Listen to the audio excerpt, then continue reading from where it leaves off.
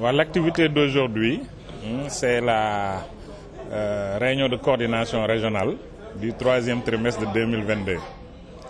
C'est l'occasion d'écouter les districts qui sont trois, le district de Kédougou, le district sanitaire de Salémata et celui de Saraya, qui vont présenter leurs activités au niveau de tous les programmes, que ce soit santé de la reproduction, que ce soit la vaccination, lutte contre la maladie, morbidité en tout cas mortalité, qui vont présenter ce qui se passe chez eux. C'est l'occasion donc pour tout le monde d'intervenir, de poser des questions, mais aussi d'apprécier, d'analyser les données et en tout cas, formuler des recommandations pour une meilleure prise en charge, en tout cas, de la population. Les pathologies, c'est vrai qu'il n'y a qu'un seul district qui a déjà présenté, mais on a vu qu'il y a du VIH-Sida. Il y a aussi moins de diabète. Je n'ai pas vu dans ce troisième trimestre des cas de diabète dans le Salémata. Mais aussi, il y a le palu qui est très présent quand même dans toute la région. Il y a aussi des activités de vaccination qui sont ressorties dans les présentations. On en a discuté en tout cas. Et on suit cela au niveau national. On s'est rendu compte que la vaccination contre la Covid-19, en tout cas, a très bonne presse au niveau de Kédougou. Parce que si on prend les gens qui ont pris une première dose au niveau national, c'est autour de 22%. Alors que dans le Kédougou, c'est autour de 35%. Ce qui veut dire qu'on a dépassé largement le niveau national. Mais ça ne veut pas dire que ça suffit.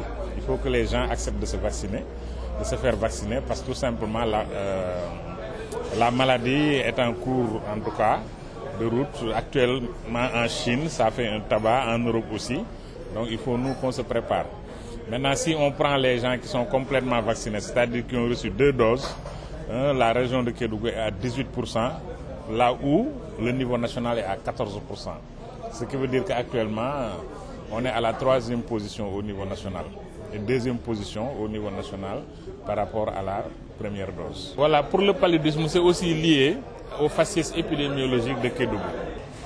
Nous sommes dans le rouge, c'est-à-dire pour 1000 habitants, il y a plus de 25 cas.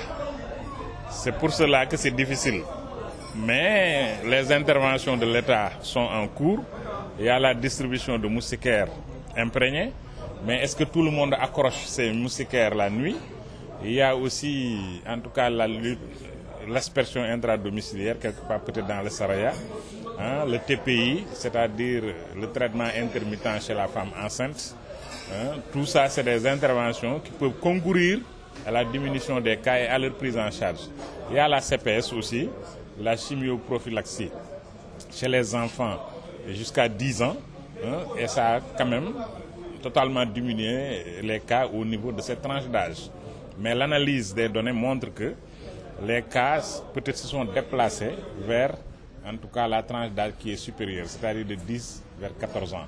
Ce qui veut dire qu'il faut réfléchir sur des stratégies, effectivement, pour prendre en charge ces cas de palu.